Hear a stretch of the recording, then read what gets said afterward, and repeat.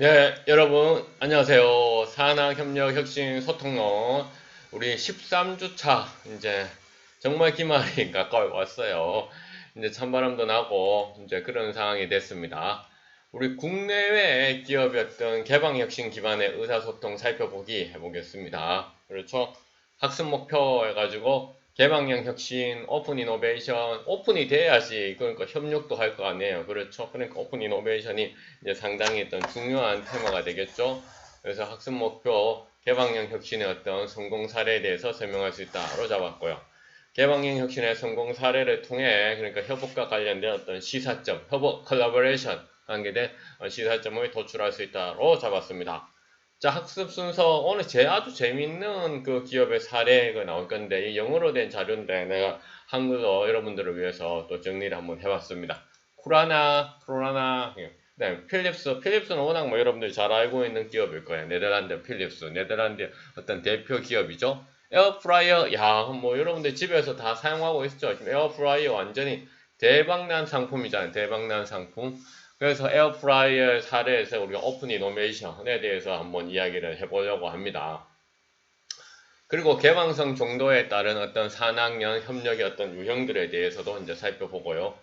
그래서 국내 기업의 산학연 협력 사례, 산학연, 그러니까 여기는 산학연 간이 빠져있다. 그렇죠? 그렇죠. 트리플이다. 간이 있으면 또 쿼드러플이 됐고, 또 연구소로 이제 정부로 추리하면 또 트리플이 되기도 하고, 일단은 세 개만 나왔으니까 우리가 트리플 헬릭스라고 얘기할 수도 있겠다. 그렇죠? 그래서 이제, 핵심 키워드, 혁신, 오픈 이노베이션, 그 다음에 산학협력, 개방혁신으로 잡았고요.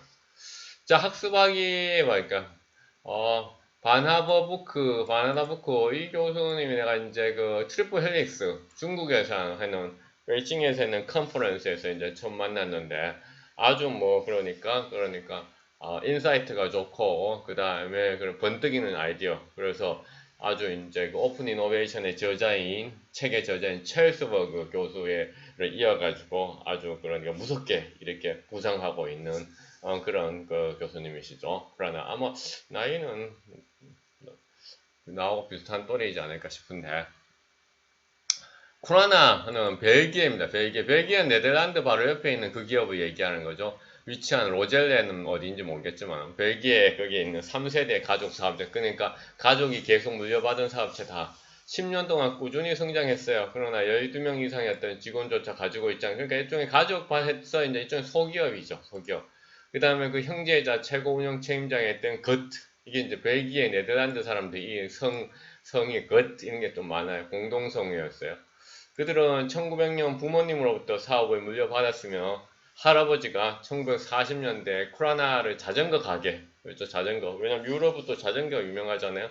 그 가게는 자전거 프레임도 생산했는데 자전거 소매업자에게 흔치 않은 일이었어요. 그렇죠. 왜냐하면 자전거 소매업자가 자전거 프레임을 생산한다. 이 여기 지금 아주 그러니까 흔치 않았다. 그런 거 되게 그렇죠. 흔치 않았다. 흔치 않다. 그 당시에 대부분의 가게들은 OEM 방식이었어요. Original Equipment Manufacturer 방식으로 선호하는 거래처에서 자전거 부속품들을 구입해서 자전거를 조립하고 있었어요. 직접 생산하지 않았는 거예요. 근데 여기는 소매점인데 자전거 프레임들을 OEM 방식으로 하는 것이 아니라 OEM 방식으로 주문해가지고 조립한 것이 아니라 자기들이 직접 생산을 했다는 거죠. 쿠라나는 제2차 세계대전 후에도 다양한 프레임뿐만 아니라 자전거 부속품들을 직접 제작하면서 계속 두각을 나타냈었어요. 그러니까 직접 이제 자전거 프레임들을 뭔가 만들어낸 거죠. 직접 제작하면서 계속 두각을 나타냈다. 뭔가 심상치 않지 않나요? 1960년대와 80년대 사이에 자전거 시장은 경쟁이 치열해졌어요. 그래서 4, 50개들이 난리배수나 몇 개 업체만 살아난 일종의 어떤 독과점 시장으로 그렇죠? 변했어요. 왜냐하면 너무나 이제 경쟁 업체들이 많아다가 이제는 그런 것들이 뭡니까? 다 싹쓸이 된 거죠. 이게 많은 소녀업체에 퇴출했죠. 1980년대에는 소수였던 그렇죠 부속품 공급자들 많이 살아남았지만은 이 회사들도 자전거 제조업자들의 가격 압력에 또한 시달렸어요. 그래서 1980년대는 자전거 사업이 여전히 전국적으로 구조조정이 진행되는 그런 어떤 시기였고, 유럽에는 벨기에식 어떤 자전거, 전형적인 어떤 네덜란드식 자전거 등으로 개별 국가를 전담하는 그런 지역 공급업체가 있었는데, 어떤 시장의 조정과 지속된 가격 압박으로 인해 자전거 액세서리 제조업체들 또한 하나둘 시장을 빠져나가더니 나머지 경쟁자들한테 인수되기 시작한 거예요. 1990년대까지 쿠라나는 벨기에 시장에서 거의 유일하게 살아남은 액세서리 제조업체였어요. 이외에도 벤츠와 거트는 사업 지형에 큰 변화가 생겼을 때 해수라 인수했어요. 그러니까 이 사람들이 가족 기업인데 하여튼 이 자전거 이 시장 자체가 되게 막 이렇게 춘추전국 시대 그렇죠. 아주 여러 그 브랜드들이 난림하고 그 중에서 그렇죠. 뭡니까 살아남는 것은 살아남고 살아남지 못하는 것은 망하고 이렇죠. 이런 어떤 그 상황에서 있잖아. 그러니까 자기들이 이제 인수를 받은 거예요. 가족 기업이었잖아요. 그렇죠. 벤츠와 거트는. 그러니까 90년대까지 그러니까 쿠라나는 벨기에 시장에서 거의 유일하게 살아남은 그런 액세서리. 이것도 이제 되게 중요한 그 우리가 요인이겠죠. 액세서리 제조업체였어요.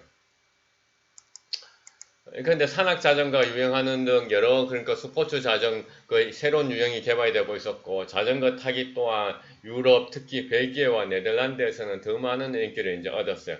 또한 원료 생산은 플라스틱과 다른 저렴한 제조로 점점 더 변하고 있었던 거야. 그러니까 이 자전거의 프레임을 하는 것, 또 산악 자전거도 막 나오고 그러니까 자전거의 어떤 유형들도 많아지는 거죠. 그러면서 이제 어떤 자전거 어떤 붐은 일어났어. 붐은 일어났는데 시장은 더 격화되어 있는 거야. 붐은 자전거 붐은 일어났는데 시장은 막 더 격화된 거죠. 이러한 경향에 따라 자전거 산업은 급속도로 어떤 국제화되고 있었어. 국제화되고 있다는 것은 이제는 이제 소규모로 뭐 하든 그런 시대에 대해서 글로벌 공급 체인을 하는 거죠. 그래서 산악 자전거는 세계적인 규모로 생산되었고 유럽 자전거 제조업체들은 국제적인 어떤 아웃소싱에 자주 삭수한 거예요.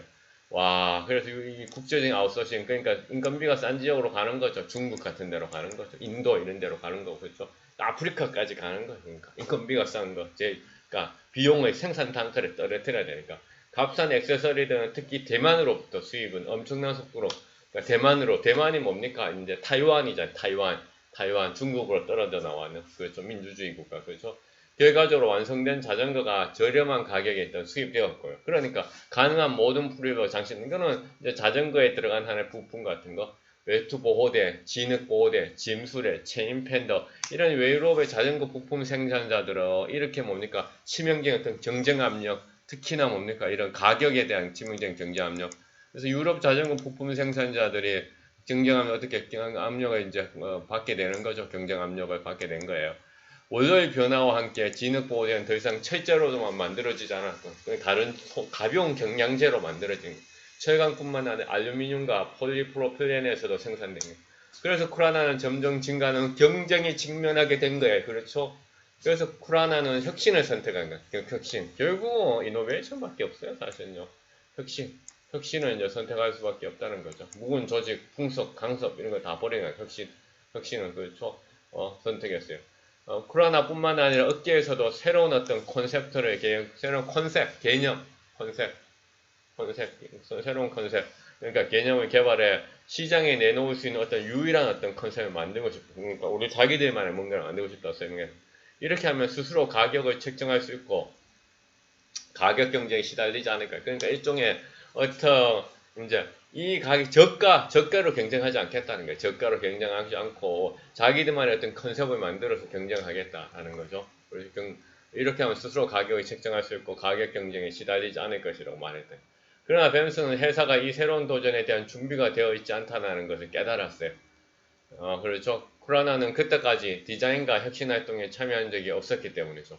혁신 끝에 결국 그렇죠. 이 이름인데 발음하기가 좀 그러네. B 라이트, B 스프라이트, B 땡땡 라이트 개발이 성공했는데 그것은 반짝거리는 알루미늄 스트링과 컬러 프로스틱을 결합한 깨끗하고 첨단적인 외관의 진흙 보호대였어요. 여기 한번 보세요. 여기 이런 거 그렇죠. 이게 없으면 뭡니까? 자전거 타면서 뭡니까? 진흙이 드드드드드 다 튀겠죠. 이거 드드드드드 그림 위에 나와 있잖아요. 샘플 큐나 프로덕트 B 땡땡 라이트, C 땡땡 라이트, and D 땡땡 해서 있죠. 드드드드 뛰겠죠. 그렇죠? 이렇게. 흙박이 설치는 지능형 뭡니까? 크릭 시스템을 통해 이루어졌으며 폴리프로필렌 층으로 분리된 알루미늄의 전기의 전도체로 사용하였어서 그렇죠? 자전거 조명에 전선을 사용할 필요가 없어진 거예요. 이런 핵심이 결국 그렇죠? 개발에 성공하게 된 거죠. 비라이트. 디자인과 혁신할 때 참여한 적 없지만 어떻게 합니까? 참여이 없었다는 거예요. 그러나 가감하게 도전을 한 것이죠. 그래서 또한 경량 복합 샌드위치 재료를 사용하면 지능 카드가 플라스틱 카드가 20%보다 더 단단해지고 그러니까 이 저가 제품들 플라스틱보다도 뭡니까 25%더 단단해지고 가벼워진 거야. 그렇죠? 야 기술 혁신이 이루어진 거죠. 이 한번 보세요. 이런 그림을 한번 보면 알죠. 자전거 여러분들 열심히 타는 사람들. 쿠라나가 선택한 개방혁신과 의사는 그러면 이 쿠라나라는 회사가 이 가족 기업 그렇죠 소기업 그렇죠 그러니까 이 저가의 이런 그렇죠 글로벌 뭡니까 공급 체인에서 생산되는 것들을 어떻게 했느냐 한번 보세요. 99년 이전 오리지널 장비 제조업체였어. 오리지널 이퀴프먼트 매뉴팩처러 OEM. 코로나의 경영진에 따르면 그 회사는 99년 이후 3번의 전략적 변화를 99년 2000년 전후다는 거죠. 그렇죠? 3번의 전략적 변화를 한 거야. 오리지널 장비 제조업체. 6년 만이다. 그렇죠? 자, 99년 이전에 쿠라나는 몇몇 유럽 제조업체들의 자전거 액세서리를 판매하는 건 OEM 업체였어. 그때 뭡니까? 자기들 스스로도 생산했다고 했잖아요. 그러니까 그 생산했는 것을 뭡니까? 다른 데다도 판매를 한 것이죠. 그래서 자전거 시장이 점점 세계화되었다고 얘기했고 값싼 플라스틱 부품이 강철을 대체하면서 액세서리 제조업자들이 가격 경쟁을 벌였다고 얘기했어요. 자전거 부품은 필수 또는 부가가치로 간주되지가 않았죠. 그렇죠?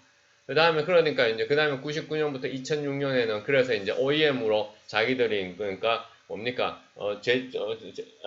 우리 거를 생산해 주세요. 그 다음에 그렇죠 생산해 하면 장비를 뭡니까 만들어주는 그렇죠 장비 제조업체 그렇죠 원천적인 장비 제조업체라는 거죠. 이퀴프먼트가 장비라는 거고 오리지널 원천적이다 매뉴팩처러 제조업체다라는 거잖아. 그래서 오리지널 뭡니까 보세요. 아주 큰 변화가 뭡니까 디자인 매뉴팩처러로 바뀐 거야. 그냥 장비를 그냥 만들어주는 거기에서 어떻게 봐봤겠다는 거야. 그러니까 장비가 아니라 디자인에 뭡니까? 디자인. 99년도에 디자인과 혁신에 초점을 맞추기로 결정한 이후, 그리고 플라스틱과 금속을 결합한 흙바지를 개발하기 위한 쿠라나는, 그렇죠? 99년부터 원래 설계 제조자 전략으로 전환한 거야. 이 역할에서 쿠라나는 특정 자전거 제조업체를 위해 제품을 설계하고 제조를 한 거야. 그렇죠? 그 쿠라나는 뭡니까? 혁신적인 디자인 회사로 간 거야. 업계에서 처음 접하는 제품의 제조를 통해 고객들에게 가치를 내는 거야.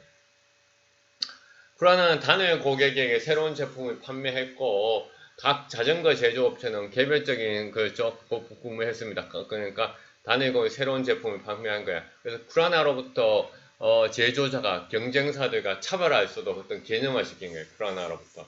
회사도 어떤 자체 마진을 정하면서 가격을 이제 책정하게 된 거예요. 자기들이 이제 일종의 주도권을 가지게 된 거죠. 그 OEM 방식에서는 어떤 장비 제조업체에 있을 때는 가격도 막 저쪽에서 이 정도 가격에서 만들어주세요 해서 만들어줬는데 이 디자인 매뉴팩처러가 되면서 뭡니까? 제조자가 뭔가 경쟁사들과 차별할 수 있도록 개념화된 거죠. 그러니까 우리는 제품만 만들어주는 게 아니라 디자인까지 한다. 그러면서 뭡니까? 어떻게 하면 회사도 자체 마진을 정해서 가격을 뭡니까? 일단 이 정말 중요한 거예요, 진짜. 이거는 그냥 단순하게 제품만 만드는 것이 아니라 디자인까지 하니까 가격도 뭔가 자기들이 뭔가 협상할 수 있는 그런 조건이 돼버린 것이죠. 협상할 수 있는 그런 조건이 된 거죠. 그 다음에 뭡니까? 아까 오리지널 이퀴프먼트에서 오리지널 디자인에서 이제 오리지널 스트라티지 전략 오리지널 뭡니까? 전략 관리로 가는 거. 이건 완전히 그렇죠. 대박이다. 그렇죠. 대박. 이런 기술 혁신 하려면 진짜 잠 못 잡니다. 잠 못 자고 계속 날밤 새야 되고, 그렇죠? 날밤 새야 되고, 계속 날밤 새야 되고, 사실은. 이런 게 기술 이전 뭡니까? 기술 혁신이라는 게 그냥 이루어지는 게 아니잖아요. 그러니까 가죽이잖아. 혁신이라는 단어 뭐라고 했어요? 가죽을 새롭게 한다는 게 얼마나 새로운 거예요. 그러니까 그렇죠. 혁신, 무슨 가능할 뻔. 뭐 완전히 그렇죠. 수년간 그래서 쿠라나는 사업 전략을 더욱 미세하게 조율했어요. 2006년에 내부 디자인 사무실을 설립했고, 디자인은 결국 회사의 혁신을, 그러니까 그냥 소위 말해서 우리가 속된 말로 얘기해서 공돌이에서 이제는 디자인까지 하는 소위 말해서 그렇죠. 이런 브레인이 사용하게 된 것이죠. 그러니까 그냥 만들기만 하는 거에서 그걸 좀 더 이렇게 미적으로 하는 것을 만든 거죠. 그래서 결국 디자인이 뭡니까? 회사의 핵심이 되면서 이제 핵심이 돼버린 됐죠. 그럼 가격 경쟁력도 이제 된 거죠. 가격 경쟁력 됐고요. 점차 원래의 전략적 관리 역할을 향해 나갔어요. 그래서 관리 역할을 하는 거야. 쿠라나는 새로운 아이디어를 반복적으로 개발하기 위해 혁신 파트너와 함께 트렌드, 글로벌 변화, 패션, 신소재, 기술, 디자인을 지속적으로 탐구했어요. 그래서 쿠라나는 디자인 커뮤니티와 혁신센터에 강하게 참여했고 경영진과 디자이너들은 디자인, 오픈 이노베이션, 지적재산 관리 경험에 대해 개공 강연을 그러니까 이게 뭡니까? 밖에서 어떤 사람들을 불러와가지고 강의하는 특강 같은 거 이런 게 되게 중요해요. 왜냐하면 이게 바로 이제 다른 사람들에서 외부로부터 안으로 뭔가에 그렇죠 들어가는 거죠. 아웃인 하는 거죠. 아웃인. 이 아웃인의 이노베이션 그렇죠. 되게 뭐 특강 오면 다 싫어하는 거에서 뭐 좋은 시간이다 이렇게 생각하면 천지 차이죠. 그렇죠. 그래서 디자인, 오픈 이노베이션 원래는 이게 뭡니까? 프레임을 만드는 그런 회사. 그 다음 프레임을 만들면서 자정 조립해가지고 뭡니까? 소매하는 그런 소매점이었는데 그런 소매점에다 그러니까 뭡니까? 중국하고 대만하고 이런 글로벌 서프라인에서 경쟁이 심화되니까 야, 안 되겠다. 그래서 경량의 그렇죠? 그런 흙바지를 만들어 가지고 뭡니까? 뭐 제품의 혁신을 강하고 거기다 디자인까지 넣고 거기다 전략까지 하게 되는 거죠. 쿠라나는 세계적인 추세, 새로운 재료, 기술 혁신에서 파생되는 새로운 기회에 대한 비전으로 이렇게 출발을 한 거죠. 회사는 사정 예방적인 설계 솔루션을 제공하고 2008년 이어보니까 이제는 디자인에서 전략을 넘어서 어디로까지 가고 있어요? 브랜드, 오리지널 브랜드 매니지먼트로 가고 있는 거예요. 브랜드 매니지먼트. 대단한 회사죠. 2008년도 쿠라나는 한 걸음 더 나아가 독창적인 브랜드 경영에 들어간 거야. 이러한 움직임은 쿠라나가 수년간 획득한 수많은 디자인 및 혁신상에 의해서 촉발된 거예요. 2008년도에 쿠라나는 회사의 전략, 경영, 그리고 상업적 이득을 얻기 위한 프로세스에서 디자인을 통합하는 방법을 인정받아 권위 있는 디자인 매니지먼트 유럽상을 수상했어요. 같은 해 D-땡바이의 포장으로 IF 디자인상을 수상하였으며 새로운 복장 가드와 C라이트 진흙 가드와 체인 팬더로 2개의 유로바이크상을 수상하였고요. 2009년도 쿠라나는 후미 등이 내장된 경량 짐바지의 프로드로 또 다른 유로바이크상을 수상한 거예요. 쿠라나는 상을 탈 뿐만 아니라 자전거 업계 안방에서 유명해진 거예요. 그렇죠? 전체로 쿠라나는 어떤 혁신적 개념의 어떤 유명한 제공자가 된 이렇게 해야 바로 혁신할 수 있다. 따라서 끊임없이 새로운 아이디어를 찾고 있는 자전거 제조업자의 흥미로운 전략적 파트너 시험 문제 100% 내는 거 이겁니다. 그럼 이 쿠라라는 이 자전거 소매상은 어떻게 뭐 3대 가족 기업은 어떻게 성공했을까? 바로 OEM 방식에서 오리지널 이퀴프먼트 매니팩처러, 오리지널 디자인 매니팩처러, 오리지널 그렇죠 스트래티직 매니저, 오리지널 브랜드 매니저 이렇게 뭡니까 매니저가 바뀌면서 완전히 그러니까 4단계를 거친 거죠. 그래서 오리지널 이퀴프먼트 매니팩처러에서는 프라이스 프레셔를 받은 거야. 가격. 너무 가격에서 우리가 안 되는구나. 왜? 이 그렇죠. 아시아의 싼 인건비로 만드는 것들 테크놀로지 드리븐. 그렇죠. 기술. 그렇죠. 기술이 뭡니까? 그래서 경쟁을 해야겠다. 노 에디드. 그러나 부가가치가 안 생긴 거죠. 그렇죠. 오리지널 그렇죠. 이퀴프먼트 매니팩처러. 그렇죠. 그래서 그 테크놀로지 디분을 해가지고 만들었잖아요. 그 다음에 오리지널 디자인 매니팩처러, 프라이시 세팅. 그래서 가격은 뭡니까? 우리는 이 가격으로 할 테니까 살려면 사고 사지 않은 사람 말아라. 왜? 디자인은 우리만한 디자인이 없다. 디자인 드리븐으로 간 거죠. 테크놀로지 드리븐 해가지고 흙바지를 만들었음에도 불구하고 프라이스 프레셔를 받은 거잖아요. 그래서 디자인 드리븐으로 가면서 우리는 한 단계 그렇죠. 더 했으니까 우리는 이 가격대로 가겠다. 프라이스 세팅을 한 거예요. 프라이스 세팅을 했죠. 그러면서 added value 가치를 뭡니까? 집어넣은 것이죠. 그 다음에 오리지널 스트래티직 매니지먼트 그래 비전 우리는 이러한 전략을 통해서 당신의 그리고 당신과 회사들하고 같이 갈 수 있는 무언가가 있다. 그래서 비전 드리븐 되고 프로액티브 디자인 솔루션스 선제적으로 어떤 디자인적인 것을 보여주는 것이죠. 그래서 뭡니까? 이노베이티브하게 혁신적으로 하고 그 다음에 오리지널 브랜드 매니지먼트 이미지를 만들어낸 거죠. 광고 홍보 reliability를 신뢰성을 보여준 거예요. authority, 우리는 정통성이 있다는 걸 보여줬어요. authority, 정통 얘기하고 있어요. 마켓 풀 컨슈머. 그래서 큰 뭡니까 풀을 뭡니까 땡기다잖아요. 그래서 소비자로부터 뭡니까 어떤 수요를 견인하는 거죠. 수요를 창출해내는 것이죠. 야 멋진 이런 오픈 이노베이션을 할 수 있었던 것은 이만큼 뭡니까 혁신의 정신이 있었기 때문에 가능하다라는 겁니다. 자, 필립스 넘어가겠습니다. 에어프라이어 넘어가겠습니다. 오픈 이노베이션 필립스 에어. 야, 에어프라이어 뭐 워낙 유명해가지고 그렇죠. 근데 이게 얼마나 큰 스토리가 있었는지 한번 볼까요? 신생기업이 대기업과 협력한 사례. 신생기업이 대기업과 협력하는. 신생기업이 대기업과 협력하여 오픈 이노베이션이니까 오픈 커뮤니케이션 두 가지 다 한 거야. 오픈 이노베이션만 한 게 아니라 오픈 커뮤니케이션도 우리 F 얘기하면 F 같은 경우는 뭡니까? 이노베이션은 뭡니까? 오픈 이노베이션 아니었어요. 폐쇄적 이노베이션. F는 F 내부에서만 이렇게 뭐 하듯이 바깥하고 별로 협력하지 않아요. 근데 애플이 뭡니까? 애플에서 뭘 만들었죠? M마켓을 만들었잖아. 이 M마켓을 통해 가지고 사람들이 막 들어오죠. 오픈 커뮤니케이션, 오픈 비즈니스 했어요.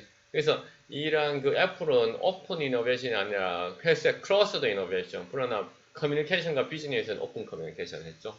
근데 여기는 오픈 이노베이션과 오픈 커뮤니케이션을 한 거야. 성공적으로 구성하고 관리한 대표적 사례.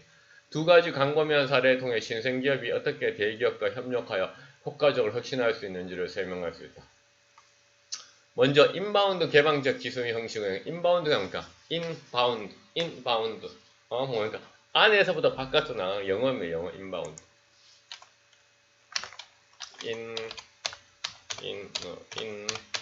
인바운드. 안에 바깥은 인바운드 개방적 혁신을 검토했어요.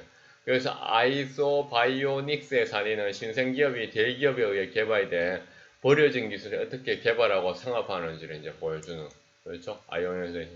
그래서 신생기업이, 그렇죠? 언더라인 인바운드 개방적 기술 언더라인 둘째, 필립스 에어프라이어 사례는 어떻게 신생기업이 대기업에 있어서 어떤 귀중한 혁신의 원천이 될 수 있으며 대기업 상대와 협력적 혁신 계획을 채용하면 상당한 이익을 얻을 수 있는지를 보여준다. 이거 한번 보세요. 스타트업, 신생기업이에요. 벤처기업. 그래서 조그만 게 여러분들도 스타트업 만들 수 있다고 얘기했었어요. 그래서 이제 뭐 창업의 시대잖아요. 사실은 그렇죠. 취업의 시대가 아니라 창업의 시대니까 스타트업. 이 스타트업이 라지 컴퍼니들한테 아웃바운드로 나가는 거죠. 아웃바운드 나가는 거. 아웃바운드 오픈 이노베이션 에어프라이어. 라지 컴퍼니는 인바운드 오픈 이노베이션. 그러니까 아이소 바이오닉스. 그러니까 이제 우리가 전화를 누구한테 거이잖아요. 그러면 아웃바운드야. 전화 거는 거잖아요. 그렇죠? 내가 누구한테 전화를 받는 거야. 그럼 인바운드야. 인바운드. 이해하십니까? 아웃바운드, 인바운드. 아웃바운드 내가 스타트업이 라지 컴퍼니한테 전화를 거는 거야. 아웃바운드야. 그 다음에 스타트업이 라지 컴퍼니에 전화를 받는 거야. 인바운드. 이해하십니까? 그래서 이제 여기에서는 여기 보면 여기 금방 얘기했던 이 아이소바이오닉스보다는 지금 뭐냐 여기 필립스 에어프라이 요 사례를 더 집중적으로 얘기할 거예요. 요 필립스 에어프라이 사례 더 집중적으로 얘기할 거예요. 오케이? 그래서 아웃바운드 그렇죠? 오픈 이노 에어프라이. 그래서 에어프라이어 상용화에 적용된 오픈 커뮤니케이션 해놨어요. 그래서 필립스는 감자튀김을 건강하게 감자튀김이 사실은 이제 우리나라에 보다는 그러니까 외국 거 요리잖아요. 그렇죠? 외국 요리잖아요. 외국 요리. 그렇죠? 왜냐면 우리가 편의점에서 먹을 때 이제 감자튀김 같은 거 이제 사 먹고 이제 그러는 거잖아요. 감자튀김. 감자튀김을 건강하게 요리할 수 있는 기술 개발에 어떤 수년 동안 노력하여 2006년에 완료를 했어요. 하지만 소비자들이 간편하게 만들 수 있는 어떤 최종 제품을 생산하는데 실패를 한 거야.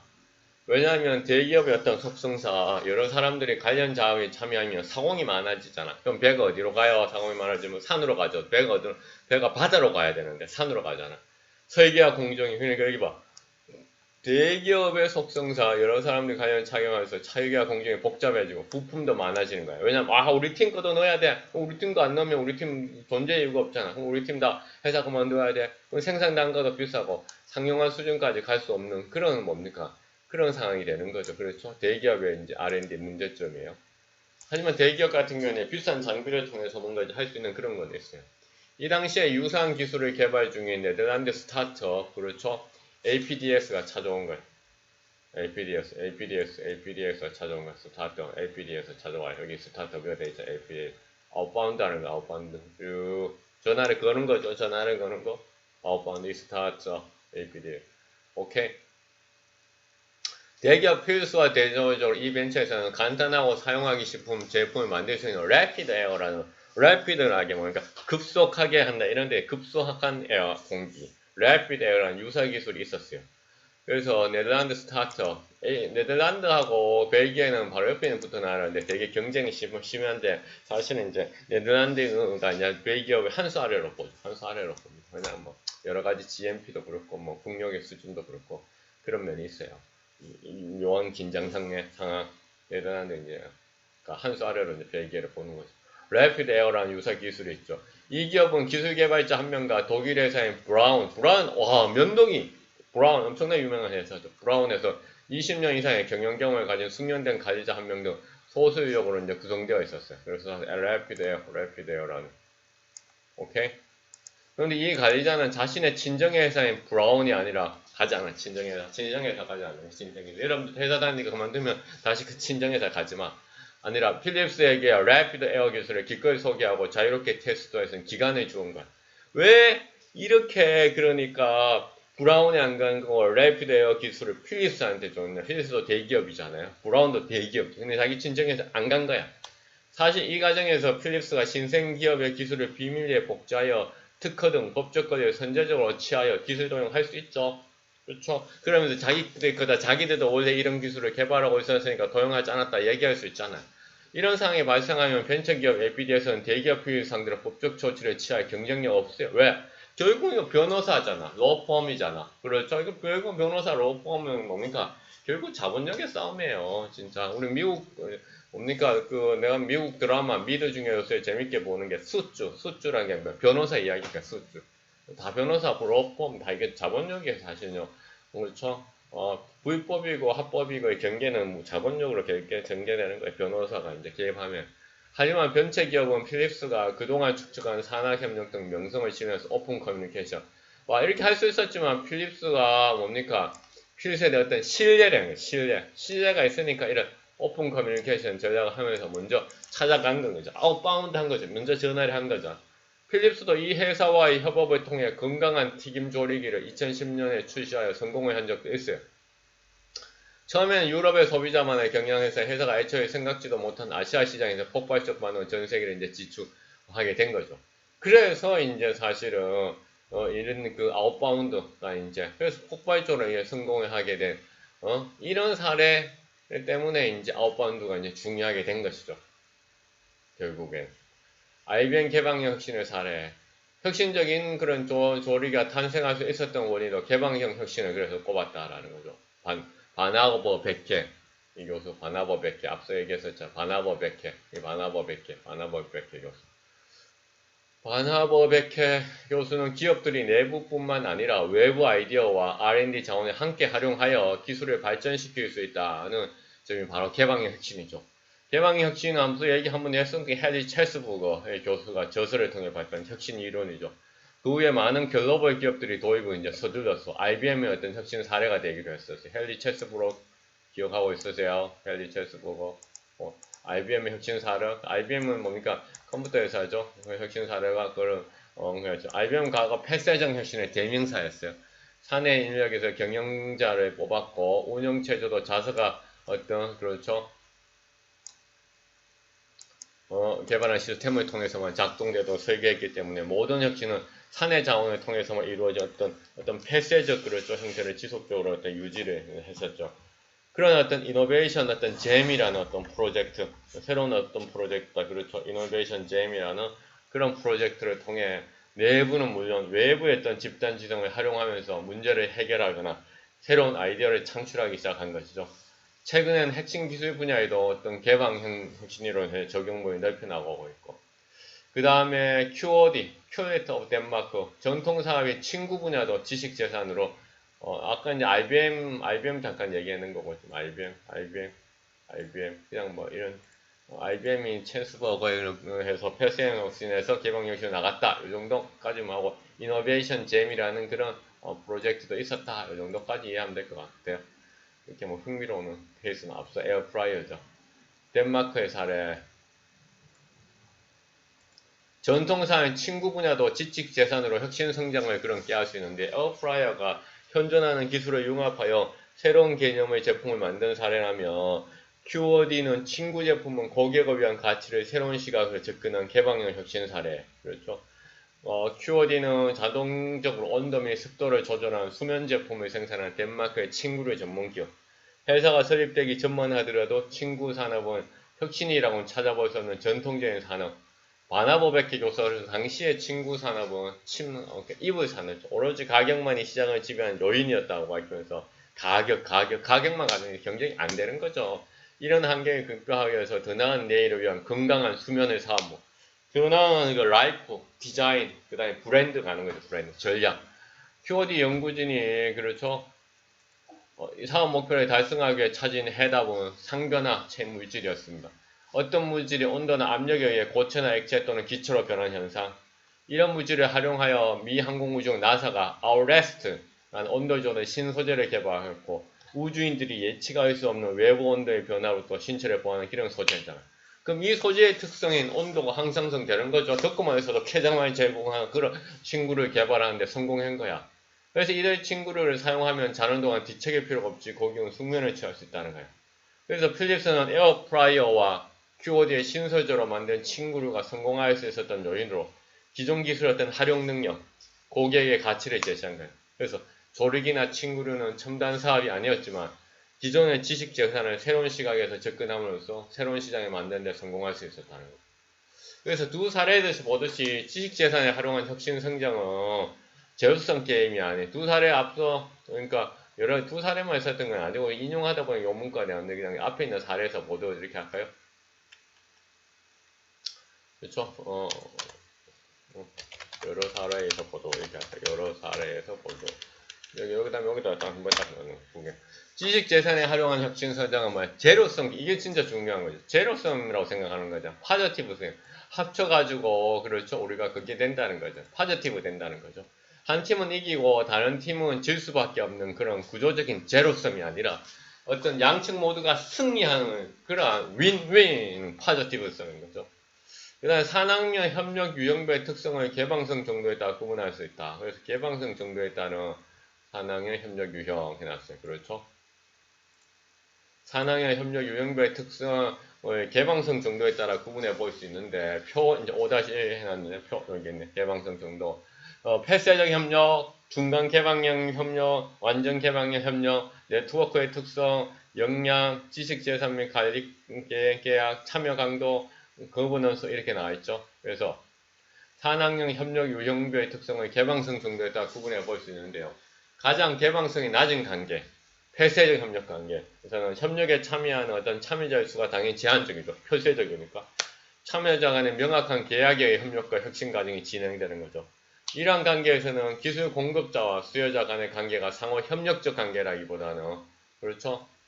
기술 수요자의 요구에 공급자가 대응하는 어떤 일방적인 형태가 대부분이었다라는 거죠. 한편 파격적 혁신이 주로 발생하는 신성장 산업 분야에서 주목받는 개방형 협력 관계에서는 파괴적 협력에서는 상호 협력적인 관계가 형성되는 거죠. 이런 상호 협력의 대부분은 다양한 분야의 다수 참여자가 참여했던 플랫폼이나 매개체를 중심으로 이루어지며 명확한 어떤 계약 관계보다는 상호 이해에 기반을 이거 중요한 명확한 계약 관계보다는 어떤 상호 이해에 초점을 맞춘다라는 거죠. 신뢰 관계. 그래서 뭡니까? 누구를 찾아갔어요? 작은 기업이 신생기업이 자기의 그렇죠 신전기업 브라운에 안 찾아가고 그 다음에 누구를 찾아갔어요? 에어프라이어 하는 기업이 어디를 찾아가서 필립스를 찾아갔잖아요. 신뢰. 개방형 협력은 다시 중간 개방형 협력과 원전 개방형 협력으로 나누어 볼 수 있는데 이중 중간 개방형 협력에서 말이 고이네요. 다수의 기술 공급자와 단일한 기술 수요자 간의 협력 관계를 보였으며 완전 개방형 협력 관계에서는 플랫폼을 중심으로 그러니까 이게 좋아. 완전 개방형에서는 플랫폼이 중요한 플랫폼. 그렇죠. 중간 개방형 협력에서는 다수의 기술 공급자와 단일한 기술 수요자 간의 그렇죠. 협력 관계를 볼 수 있으며 그렇죠. 다수의 기술 공급자 다수하니까 플랫폼. 그래서 바이오 산업, 특히 신약 개발에서의 산학의 협력사를 살펴보면 2014년 기준 12개 주요 글로벌 바이오 제약기업의 R&D 파이프라인 중 54%가 중간 개방형 협력 모델에서 창출되었고 46%는 기존의 비개방형 R&D에서 폐쇄형, 그렇죠. 폐쇄형에서 현재 했는 거죠. 그래서 중간 개방형 협력 한번 볼까요? 여기 보세요. 그러니까 네트워크의 특성은 뭡니까? 어떻게 5명에서 20명 매조죠, 매조. 매조를 우리가 중간이다. 이런 게 형량, 중간 수준의 특화도, 파격 혁신을 통한 유연성, 그 다음에 특정 혁신 학종에 대한 참여자가 명확한 동의가 필요한 거예요. 지식 재석감 보호하지만 다수 집단의 사용도 가능한 거예요. 플랫폼은 근데 플랫폼이 반드시 필요한 것은 시험 문제 딱 나오면 완전 개방형이에요. 완전 개방형. 혁신 활동 중 참여자 의견 수렴 강도, 거부넌스는 혁신 과정 중 검토와 승인을 통해 규칙이 보완되는 것이죠. 그래서 완전 개방형 협력, 반드시 필요한 경우에만 규칙의 검토 및 승인, 그렇죠? 높은 수준의 특화도, 점중 혁신의 제한적 역량, 그렇죠? 이런 것들이 이제 가는 것이죠. 그래서 이제 바이오 제약 산업 전체에서는 그러니까 신약 개발의 어떤 83%가 비개방형 이노베이션. 왜냐하면 여기 이제 보완이 되게 중요하잖아요. 그렇죠? 주가도 여기에 따라서 왔다 갔다 그리고, 그렇죠? 아웃소싱 제1 모델 아웃소싱 제1유형, 라이센싱 제2유형으로 개발되었고, 중간 개방형 협력 모델 제3유형의 협력은 20% 내외로 나타났다. 글로벌 경쟁력을 가진 그런 기업들을 중심으로 개방형 협력 모델 방향으로 혁신이 추진되고 있고, 완전 개방형 협력 모델은 제4유형 협력으로 이루어진 신약 개발 성공사를 확인하기 어렵고, 제4유형 협력 대부분은 자원 개방을 추구하는 기관의 중심으로. 그래서 뭐 우리가 뭐 구체적으로 이거 다 이건 알 필요 없어. 이런 경우에 왜냐 인도의 어떤 뭐 scientific industrial research 오픈 소스 들어가 이제 신약 개발과 관계되는 것들이. 그 다음에 국내 기업의 산학연 협력 사례 한번 볼까요? 국내 기업의 산학연 협력 사례. 지속적으로 확대되죠. R&D 산업의 산학연 협력 비중 양적으로 증가하고 있죠. 산학연 협동의 성과 양 그건 증거죠. 하지만 기업이 주도하는 산학연 협력은 아직까지 이거 봐. 우리나라 이제 기업이 주도하는 것으로 가고 했었잖아요. 시험 문제도 내가 나온다고 했던 게 몇 주 차였나 하여튼 앞에서 했었어요. 미흡한 거 하고는 싶은데 그런 정책방이 있으나 하는 거예요. 공동 참여 논문도 뭡니까? 질적 경쟁력이 낮게 평가되고 있어요. 대부분이 어떻게 합니까? 자발적 참여. 이게 또 중요해요. 우리나라는 이게 사실 대부분 자발적 참여보다는 정부 주도가 되는 수동적 참여라든가. 그러니까 이게 지금 힘을 못 발휘하는 거예요. 우리 산업단지 봤었잖아요. 지금요. 뭡니까? 실리콘에 뭡니까? 실리콘밸리 자발적으로. 파괴적 혁신과 신성장. 우리 그 다음에 뭐 뉴욕에서 떠나가지고 할리우드 자발적으로 만들어진 거잖아. 혁신과 신성장 산업 분야에서 확대되고 있는 어떤 개방형 협력보다는 어떤 폐쇄적 협력 유형으로 분석이 되는 거죠. 그렇죠? 그래서 이런 측면에서 한국 기업의 어떤 산학연 협력은 국내 기업과의 어떤 폐쇄적 협력이 어떤 60% 높았다라는 것입니다. 그래서 이제 이런 우리나라에서도 이런 노력을 하고 있어요. 정부적 키스트가 이제 정부 출연 연구소잖아요. 키스트, KIST. 국립연구소 중심 어떤 산학연 협력 사례, 브리지 프로그램, 적합한 가지를 발굴하여 이제 수요기업의 기술을 이전하는 두산 엔진의 기술 이전된 뭐 선박 배연가스 뭐 이런 게 있었잖아요. 뭐 상세한 거는 우리도 모르죠 사실은. 그 다음에 두산 엔진 보유 기술의 성능 평가를 진행하면서 키스트가 보유하고 있는 보다 우수한 그다음 타깃지 촉매 기술을 두산 엔진에 소개하고 성공적으로 기술 이전도 했다고 하네요. 산학연 협력 10중 분석 지표 차원에서 1대1 관계 중심하여 이거 중 1대1 관계를 중심으로 하는 대표적인 폐쇄 그 1대1은 뭡니까? 폐쇄 협력인가요? 폐쇄 협력. 그래서 이게 기술 폐쇄 협력은 기술 집중도가 매우 높아요. 그 다음에 기술 경쟁력도 뭡니까? 유사해. 그 다음에 계약 관계로 하는 거죠. 그러니까 폐쇄형으로 1대1로 하는 거예요. 신산업이 아닌 주력 기관사인 조선사업이 우리나라 뭐 점진적 혁신에 초점을 맞추고 있는 거예요. 그래서 지리적 접근성보다는 관련 분야 최고 기술력을 가진 파트너를 연결하는 것이 이제 중요하게 됐다라는 것이죠. 아모레퍼시픽 화장품 회사 하잖아요. 서울대학교 의과대학 피부과와 공동으로 연구개발을 진행을 했었어요. 그렇죠? 이러한 산학연 협력을 통해 설화수, 아모레퍼시픽, 이니스프리 등 화장품 주요 브랜드의 경쟁력을 강화했죠. 중국 등 주요 수출 지역에서도 시장 맞춤형 제품을 개발하기 위해 베이징 대학 등 현지 연구기관 간의 어떤 산학연 협력을 적극적으로 추진했죠. 그래서 아모레퍼시픽 그룹이 기초과학 및 연구를 지원하던 공익재단, 서경배 과학재단 이런 것도 만들었고 아모레가 사실은 화장품에서 넘버원이잖아요. 아, 일단 태평양도 있다. 아모레 그렇죠. 화장품 산업을 잘 모르는데 화장품 산업을 H&B 산업이라고 해요. Health and Beauty Industry. 그렇죠. 모험적이거나 공익적인 연구 분야의 어떤 장기적인 과제. 그래서 이런 아모레퍼시픽 기술연구원이 주도한 어떤 산학연 협력과 서경배 과학중 산학연 협력이 영상 차별된다. 그래서 아모레퍼시픽 기술연구소의 산학연 협력은 제품 경쟁력 강화와 점증력 혁신을 위한 제1유형 혹은 제2유형의 폐쇄적 협력 유형, 그렇죠? 폐쇄 협력. 과학재단 중심으로 된 협력은 제2, 3유형 중간 개방형 협력이라는 거죠. 그래서 아모레퍼시픽의 어떤 두 가지 협력 사례, 그래서 기술연구소 중심의 협력은 협력 파트너와의 1대1 협력 구조. 기업 내 어떤 부족한 기술 경쟁력을 파트너와 함께 확보해 나가는 거고, 기술 집중도가 매우 높고, 대학과 공공연구소, 공공기관이 주요 협력 파트너로서 경쟁계 협력은 찾아보기 힘든 거죠. 그 다음에 협력 파트너와의 선택과 산학연 협력의 주도권은 기업이 가지며 거제에 대한, 왜냐하면 기업이 돈을 했으니까. 한미벤처스, 한미약품, 그러니까 이 지금 참고로 한미벤처스의 사례는 파이저와 CIT, 글로벌 제약기업들 제3, 와 이건 뭐 지금 코로나 백신 때문에 지금 하이저 난리 났잖아요. 지금 주가부터 시작해가지고 또 제3유형 중간 개방형 협력 모델과 유사하다. 그렇죠.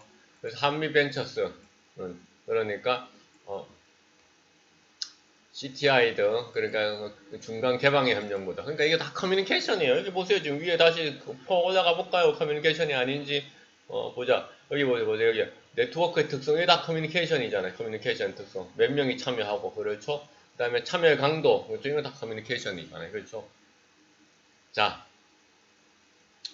그렇게 해서요. 한미벤처스 얘기까지 했고, 그 다음에 지자체가 매일한 것, 서울시 산학연 협력 사례를 통해 이루어진 서경대학교 협력 사례 역시 폐쇄적 협력 사례 하네. 그래서 우리나라는 그래서 폐쇄적 협력이 많다, 그렇죠? 아니면 관해해봐야 될 중간 정도의 협력, 그렇죠? 그래서 서울시 산학연 협력 사업에 참여해가지고 국산에 성공하고 주요 기업에 납품한 그런 사례도 있고요. 일대일 관계를 중심으로 하던 폐쇄적 협력이 우리나라 많다라는 것이죠. 그래서 주관기관과 협력 파트너의 어떤 기술 경쟁력도 거의 유사한, 업종은 모바일 분야와 같은 신산업 분야이고 기술 개발 목적은 점진적 혁신과 같은 첨단 기술 파악이 혼재되어 있다는 것이죠. 자, 퀴즈의 시간이 돌아왔어요. 우리나라 산학연 협력 대부분은 정부 주도의 수동적 참여로 이루어지고 개방형 협력보다는 폐쇄적 협력 정답입니다. 띵동댕. 그래서 정리하기. 대부분의 가게들은 OEM 방식으로 선호한 이런 회사인데 쿠라나는 프레임을 생산했다는 거죠. 프레임을 생산하다가 거기에서 아이디어를 내서 뭡니까? 새로운 그 제품을 또 만들어내고 디자인을 하고 그러는데 브랜드를 하고 전략을 하고 이런 식으로. 그렇죠? 그 트렌드, 글로벌 변화, 패션, 신소재, 기술, 디자인을 지속적으로 탐구했죠. 그다음 필립스 에어프라이어 사례는 신생기업이 대기업의 기준한 혁신의 원천이 될 수 있다고 얘기했고, 그 다음에 바나버 백혜 교수가 뭡니까? 제로쌤이 아니라 파저티브 쌤이라는 얘기했고, 그렇죠? 국내 산학연 협력 정책의 사례들은 한번 쭉 읽어보면 된다고 했고, 그렇죠? 아주 구체적으로 내가 시험 문제에 내지는 않는다. 한번 그냥 쭉 읽어보면 된다라는 얘기했어요. 그러나 국내 산학연 협력의 특성은 뭐였다? 폐쇄적 협력이 많다. 1번이나 2번. 그 다음에 신약 분야에서는 특히나 폐쇄적 협력이 많다라는 얘기했고, 점진적 기술을 통해서 이제 개선하는 것들, 그런 것 했었다라는 얘기를 했었습니다. 자, 그래서 13주차 1차시 우리가 흥미로운 사례들 많이 살펴봤어요. 국내외 기업의 개방혁신 기반의 의사소통. 안녕!